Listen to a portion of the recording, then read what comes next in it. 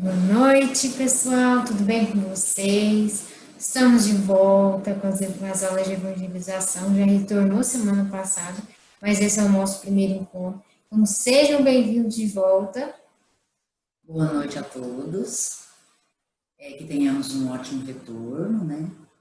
E eu espero que todos vocês estejam bem. E vamos, né, dar início às nossas aulas de evangelização agora, né? A partir de toda segunda-feira, vocês estão convidados a estarem participando conosco, né? Então, vamos fazer a nossa prece inicial. Vamos todos nos concentrar, fechar os nossos olhos e imaginar. Imaginar uma chuva calma, tranquila, encharcando a grama, as árvores, as flores, lavando as energias ruins, os maus pensamentos, os sentimentos de tristeza, de fraqueza, de desamparo, fazendo nascer em cada um de nós a sensação, o sentimento de esperança, de força, de alegria, de gratidão. E falando em gratidão, obrigada, Mestre Jesus, pela oportunidade de estarmos aqui, compartilhando um pouquinho que sabemos e aprendendo muito mais com aquilo que ainda não sabemos, com as pessoas que ainda não conhecemos, com as oportunidades. Obrigada, Mestre Jesus, por estarmos todos aqui hoje, vencendo a dificuldade da distância, a dificuldade do distanciamento, aprendendo lições novas, melhorando.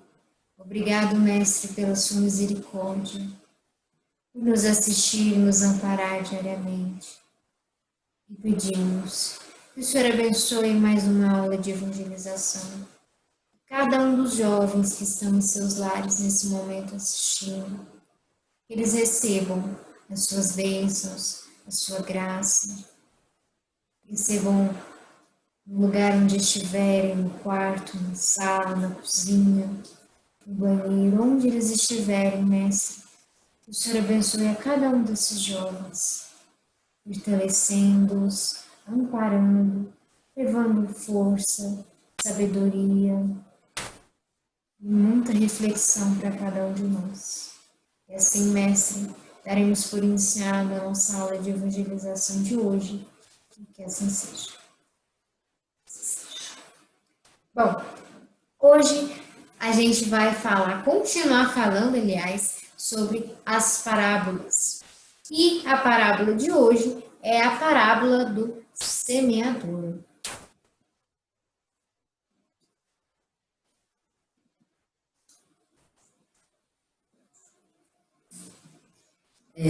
Mas antes de darmos seguimento à nossa aula, né, só para revisar, todos vocês estão lembrados do que é parábola, né? Na semana passada vocês tiveram aula também, né, sobre parábola. E eu acredito que vocês estão lembrando, são as histórias que Jesus contou, né? E são histórias curtas, né, reflexivas, bastante reflexivas, e eram histórias baseadas, né, no cotidiano, né, das pessoas daquela época. E essa parábola do semeador, né, ela pode ser encontrada também no Evangelho, segundo o Espiritismo, capítulo 7, itens 5 e 6. Então, vamos lá. Jesus começou a contar essa parábola para os pescadores, para os agricultores da época, né, para os pastores, das pessoas mais simples que o acompanhavam. Lembrando que tinham também pessoas da alta sociedade que acompanhavam Jesus, mas a maioria disfarçada ali, usando vestes mais simples. Porque Jesus ele não veio para os sãos, ele veio para os doentes e, né, veio para nós também. E ele começa a contar essa história, como minha mãe disse, as parábolas elas tinham uma linguagem adaptada à realidade daqueles que o seguiam, e ele começa a falar de semear. E ele começa a contar que um dia um semeador saiu a semear, já iniciando falando: quem tem ouvidos para ouvir, ouça. Que significa aqueles que estão preparados, não fisicamente, né, porque né, temos ouvidos, conseguimos ouvir, mas preparados espiritualmente, para conseguir tirar daquela história a lição que ele queria passar. E aí, um semeador saiu a semear. Isso. E ao longo do caminho, né, ele lançou a semente e gostaria que vocês prestassem bastante atenção aí na imagem, né, a gente pode estar percebendo, né, que nós temos pássaro, né, aí, daqui a pouco a gente vai entender o significado desses pássaros, temos o terreno, temos também algumas pedras aí, né, então, ao longo do caminho, ele lançou-se a semente. Só que uma parte das sementes que ele lançou caiu na beira do caminho. É como se ele tivesse lançado e o vento tivesse carregado aquelas sementes para a estrada, por exemplo. E aí, o que acontece? Não fez a covinha para colocar a semente, cobrir com terra, e os passarinhos vieram e comeram. É a mesma coisa a gente jogar, por exemplo, uma semente de milho para as galinhas, para os motons, eles vão comer. É a mesma coisa dos pássaros da história. E o que será que isso representa? Então, a ave, né, ela simboliza o espírito. Então, quando alguém, seja você, eu, né, ou até outra pessoa, ouve o evangelho e não procura compreender, o que pode acontecer? Os espíritos maldosos, né, os encarnados, até mesmo pessoas encarnadas e desencarnadas, vão estar influenciando você, né, e nós vamos estar perdendo, né, aquele ensinamento que nós recebemos. Porque a gente não internalizou, né, o que nós recebemos. Ou seja, a terra não foi preparada, o nosso coração não foi preparado. Então, nós simplesmente esquecemos.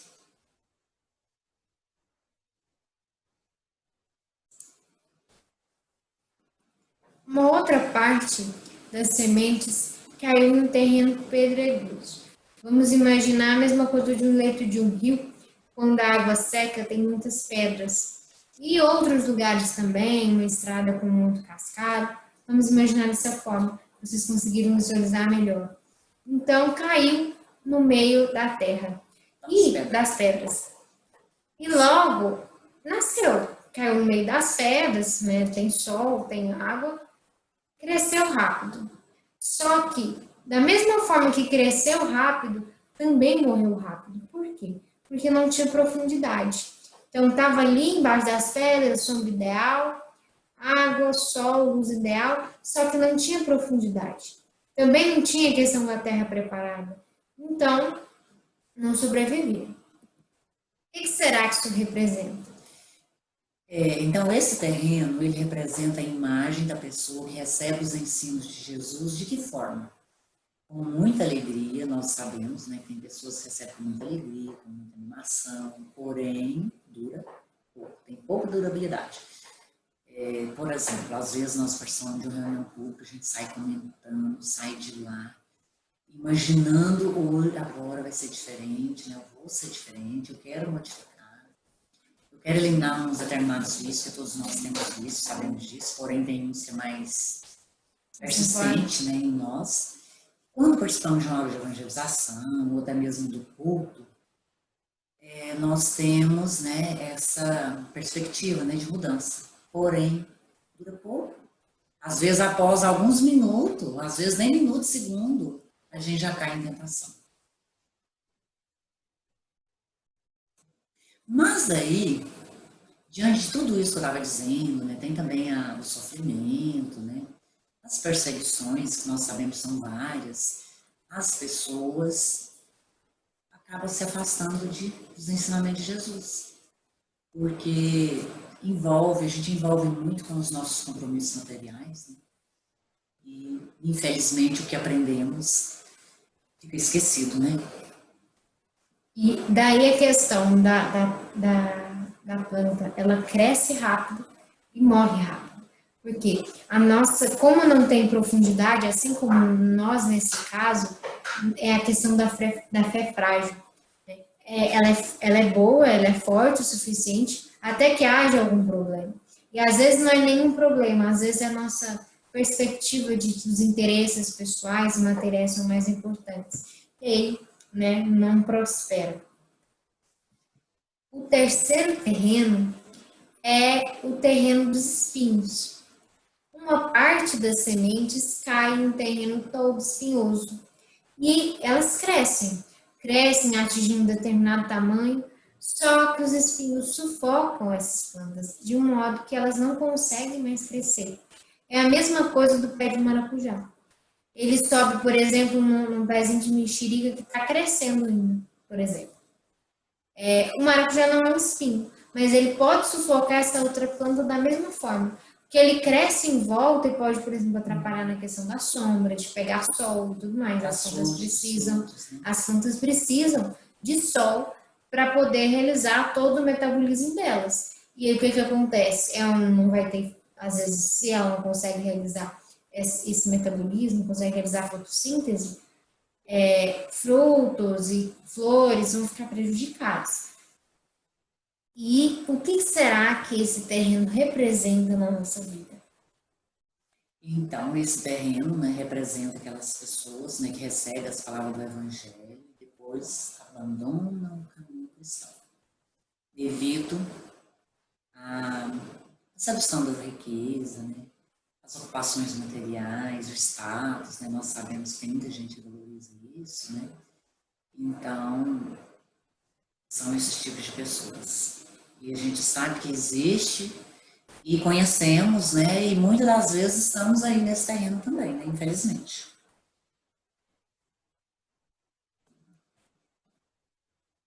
E, por último, parte das sementes caiu numa terra que estava preparada, uma terra adubada, uma terra em que a acidez foi corrigida e todas as outras questões que os agrônomos sabem responder melhor que eu. E o terreno foi preparado para receber uma plantação. E, com certeza, aquelas plantas ali, elas duplicaram. Pensa, você planta um grãozinho de milho e dá uma espiga com tantos grãozinhos de milho, por exemplo. Então, elas triplicam, umas multiplicam em 30, outras em 60, outras em 100 vezes, mas elas multiplicam. É muito bem lembrado, porque um grão de milho pode produzir, né, um pé, claro, e esse pé pode conter até 3 espigas, dependendo do terreno. Então, ou seja, quantos grãos teremos nessas espigas?